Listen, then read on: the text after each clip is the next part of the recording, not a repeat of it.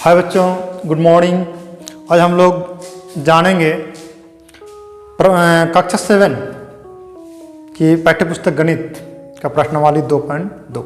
इसके पहले हम लोग 2.1 तक पढ़ चुके हैं। आज हम लोग 2.2 में आएंगे। अब इसको हम लोग देखते हैं किस तरह के प्रश्न 2.2 में है। तो 1 नंबर इसका प्रश्न है कि आकृति बनाकर दर्शाइए। क्वेश्चन हालांकि थोड़ा सा वहाँ बड़ा लिखा हुआ है कि निम्नलिखित की आकृति बनाकर दर्शाइए, तो हम निम्नलिखित को छोड़ दिए हैं। तो चूंकि हमने ये सब पहले ही प्रश्न को लिख कर रखे हैं ताकि समय जो है वीडियो में कम लगे और समझने में भी आसानी हो। तो हम लोग देखते हैं कि एक्सरसाइज 2.2 में पहला प्रश्न है आकृति बनाकर दर्शाइए। जिसको हम लोग आकृति बनाते हैं। यहाँ क्या लिखा हुआ है 2 गुना 2/3 यानी आकृति कितनी होगी 2 होगी। तो 2 आकृति हम लोग बनाते हैं। ये एक आकृति हुआ और ये एक आकृति हुआ। अब इसमें ध्यान देना है कितना हम आकृति को खंडित करेंगे। तो हमको ये हर के भाग को देख करके पता करना है कितना भाग में हमको आकृति को खंडित करना है, विभाजित करना है। तो 3 है जिसको हम 3 भाग करेंगे, यानी बीच में एक बिंदु दे देंगे और इसको यहाँ से मिला देंगे और यहाँ से मिला देंगे और यहाँ से मिला देंगे। तो ये मेरा 3 भाग हो गया। इस तरह ये भी आकृति। यहाँ 2 क्यों बनाए? क्योंकि यहाँ 2 था, यहाँ 3 रहेगा तो 3 आकृति बनाएंगे, 4 रहेगा तो 4 आकृति बनाएंगे। उसके बाद उसको छायांकित किया जाएगा। तो इसको भी 3 भाग में बांटते हैं। ये देखिए 2 आकृति हमने बनाया। अब यहाँ ध्यान देने वाली बात है कि यहाँ 3 था इसीलिए 3 घर में बांटे, 4 रहेगा तो 4 घर में बांटेंगे। तो इस तरह नीचे हर का मान जो होगा उसको देख करके हमें उस आकृति को विभाजित करना है उतना घरों में। अब यहाँ देखते हैं कि मेरे पास 2 आकृति तो हमने बना लिया, यानी इसका काम खत्म हो गया। अब इसका काम बचता है 2/3 का। तो 3 भाग में से 2 भाग यानी ऊपर वाला अंश वाला मान को रंगा जाता है। यानी 3 भाग में से कितना भाग रंगेंगे ना 2 भाग। तो चलिए हम लोग 2 भाग क्या करते हैं, रंग देते हैं। तो ये हो गया मेरा 2 भाग, इसका भी 2 भाग रंग देते हैं। तो ये हो गया मेरा 2 भाग रंगा हुआ। तो इस तरह से हम इस प्रश्न का जो जवाब है, उत्तर है, हम इस तरह से लिख सकते हैं कि आकृति बनाकर दर्शाना है कि 2 आकृति है जिसमें से 2/3 भाग रंगा हुआ है, यानी 3 भाग में से 2 भाग रंगा हुआ है। तो देखिए यहाँ 2 आकृति बना लिए हैं और इसमें से 3 भाग किए हुए हैं। 3 भाग में से कितना भाग रंगा होना चाहिए ना 2 भाग। इस आकृति का भी 2 भाग और इस आकृति का भी 2 भाग। तो इस तरह से हमारे पास और 2 प्रश्न है, उसको हम लोग 1 नंबर में कर सकते हैं। नंबर 2 क्या कह रहा है कि छायांकित भागों को योग कीजिए। ये जो छायांकित भाग है इसको हमको योग करना है और योगफल को छायांकित आकृति बनाना है। यानी इसमें 4 भाग है तो हमने अभी जाना कि नीचे वाला जो हर का मान होता है वो कुल भागों को दर्शाता है। तो कुल भाग मेरा कितना 4, तो नीचे मेरा फिक्स क्या हो गया 4। और इसमें रंगा हुआ कितना है ना 1। फिर इसमें प्लस लिखेंगे। इसमें भी भाग कितना है ना 3 भाग है। लेकिन अगर इसको हम लोग बराबर भाग में बांटेंगे तो ये भी कितना हो जाएगा 4 भाग हो जाएगा। यहाँ भी बराबर भाग में बांटने से 4। अगर इस लकीर को हमने नीचे ले आते हैं तो ये भी कितना होगा 4 ही होगा। इसलिए यहाँ भी 4 नीचे हो गया और ऊपर में क्या लिखेंगे 1।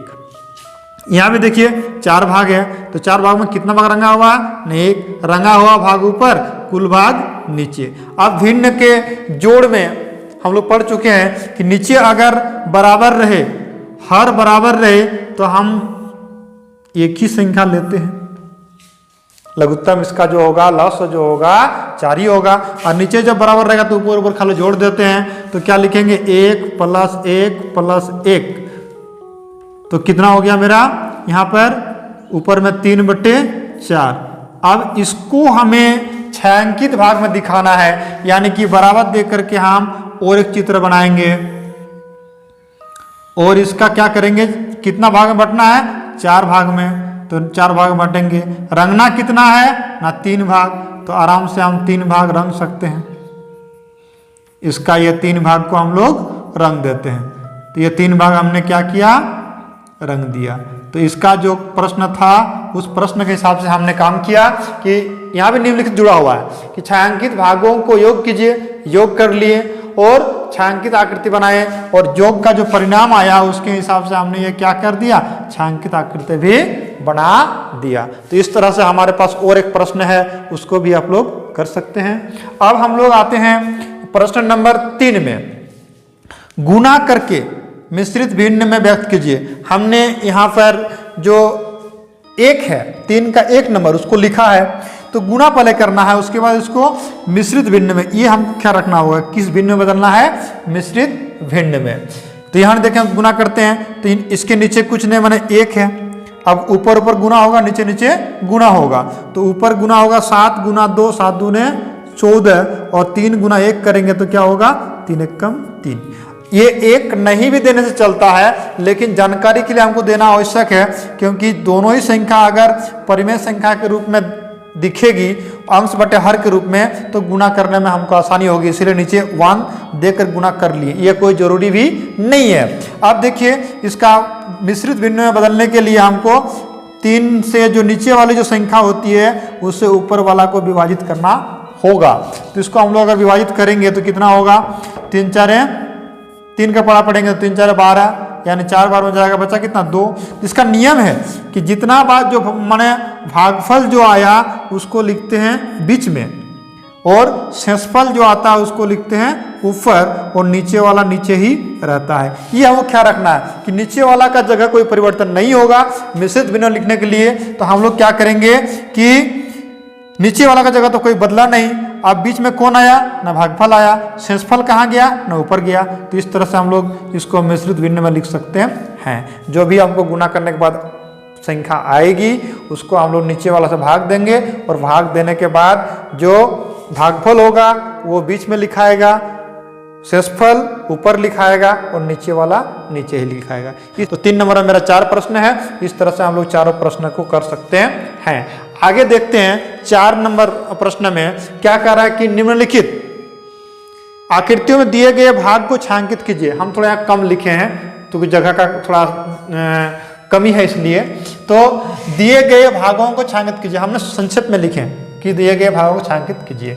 कितना भाग छायांकित करना है, 2/3। अब यहाँ पर 3 हमको यहाँ ध्यान देना कि 3, अब यहाँ 3 हमको गिनना होगा कि ये जो आकृति घर में बना हुआ है, इस आकृति में से 3 में से 2 भाग रखना है। तो 3 में से 2 भाग रखना है, मतलब ये 3 देखिए 3 का लाइन बना हुआ 3 का, तो 3 में से 2 को रंगना है, मतलब कोई भी 2 को रंग देते हैं। ये मान लीजिए एगो रंगे और ये एगो रंग दिए, तो 3 में से 2 को रंगा गया। इस लाइन में भी 3 में से 2 को रंगेंगे, ये देखिए 3 में से 2 को रंग दें, इसमें भी 3 में से 2 को रंग देंगे, इसमें भी 3 में से 2 को रंगेंगे, इसमें भी 3 में से 2 को रंगेंगे। तो इस तरह से हम लोग छायांकित भाग किसी भी आकृति में जो है दर्शा सकते हैं। हमको ये ध्यान देना कि नीचे कितना लिखा है, नीचे जितना लिखा है तो उतना में से ऊपर वाला जो लिखा हुआ है उतना घर रंगना है। तो यहाँ पर देखें 3, तो यहाँ इधर से हम देख लिए कि लाइन बना हुआ 3 का, तो 3 में से कितना रंगना है, 2 का रंगना है। तो इस तरह से हम छायांकित भाग में उसको दिखा सकते हैं। अब आगे देखते हैं प्रश्न नंबर 5 में क्या कह रहा है कि मान ज्ञात कीजिए। निम्नलिखित, यहाँ कोई प्रश्न होगा निम्नलिखित का मान ज्ञात किया, हमने निम्नलिखित को छोड़ा है, तो मान ज्ञात कीजिए। तो मान ज्ञात कीजिए, देखिए मिश्रित भिन्न है, इसको हम लोग मिश्रित भिन्न, अभी हम क्या देखें कि यहाँ भी देखिए मिश्रित भिन्न को जब गुना करते हैं तो हमको ये भिन्न प्राप्त होता है, यानी कि 3 4 12 प्लस 2 14 हो गया। तो यहाँ पर हम लोग क्या किए थे, भाग दे करके मिश्रित भिन्न में लाए थे। अब यहाँ पर हमको गुना करके हमको फिर जो है भिन्न के रूप में लाना है, यानी कि परिमेय संख्या के रूप में लाना है। तो कैसे लाएंगे, इसको गुना करेंगे, 4 दूने 8 और ऊपर वाला को जोड़ेंगे तो कितना होगा, 4 दूना 8 और 1 9 बट्टे हो गया 4। यही समझना यहाँ पर है कि ये दोनों को गुना करते हैं, क्योंकि ये है मेरा क्या भाजक है और ये मेरा क्या भागफल। तो भाजक और भागफल गुना होता है और शेषफल को जोड़ते हैं। तो भाजक गुना भागफल यानी 4 दूने 8 प्लस शेषफल 1, तो कितना होगा 9/4। ये हो गया मेरा भिन्न यानी कि परिमेय संख्या। अब का इसका मतलब होता है गुना 1/3। अब हम लोग ऊपर ऊपर गुना करेंगे, नीचे नीचे गुना करेंगे। तो यहाँ पर देखिए अगर विभाजित कोई संख्या हो रही है तो उसको हम लोग काट भी सकते हैं। जैसे यहाँ पर 3 के पाड़ा में 9 आता है, 3 3 का 9, तो इसको काट के हम लोग छोटा भी कर सकते है, तो एक गुना करने में आसानी होगी। 3 एक कम, अब गुना करेंगे 3 और यहाँ 4 के साथ तो नीचे कुछ नहीं, मतलब 1 होगा तो 1 लिखना और ना लिखना बराबर है, इसीलिए हम लोग 1 को नहीं लिख रहे हैं। तो 4 नीचे बचा हुआ है, तो 3/4 मेरा क्या हो गया, आंसर हो गया। तो इस तरह से हम लोग जो है कि 5 कर सकते हैं। प्रश्न नंबर 6 देखते हैं। तो 6 नंबर में क्या कह रहा है, देखिए जरा गौर करते हैं इसको, कि जयदेव और महादेव दोनों भाई पिकनिक में जा रहे हैं। उनकी माँ उन्हें 3 लीटर दूध के बोतल दी, मैंने 3 लीटर दूध उसको माँ देकर भेजती है। महादेव ने कुल दूध का कितना भाग पिया, 2/3 भाग पिया, और शेष जयदेव ने पिया। पहला प्रश्न पूछ रहा है इसमें कि महादेव ने कितना दूध पिया। तो महादेव ने कितना दूध पिया, कि महादेव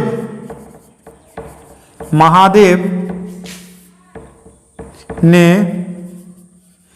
पिया दूध, कितना पिया, 2/3 भाग।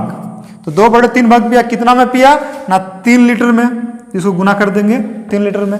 कुल भाग जितना वो पिया उसी भाग को अगर कुल जो दूध है उसे गुना कर देंगे तो कितना पिया पता चल जाएगा।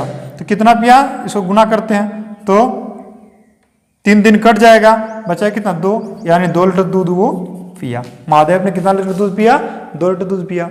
अब जयदेव बताती है जयदेव का कि कुल दूध की कुल मात्रा का कितना भाग जयदेव ने पिया। तो जयदेव ने पिया, यहां देखिए भाग कह रहा है, तो भाग का सीधा साधा मतलब है कि 1 से जो महादेव ने पिया उसको घटा देंगे 2/3, क्योंकि कुल भाग होता है 1। अब 1 से अगर हम घटा देंगे 2/3 जो पिया है तो कितना होगा, नीचे इसका कुछ नहीं मतलब 1 होगा। अब यहाँ लघुत्तम ले लेंगे तो कितना होगा, 3। तो 3 एक कम 3 -2 यानी 1/3, यानी 1/3 भाग जयदेव ने पिया। इस तरह से हम लोग इस पाठ को खत्म कर सकते हैं। शेष तक देखने के लिए सभी को धन्यवाद।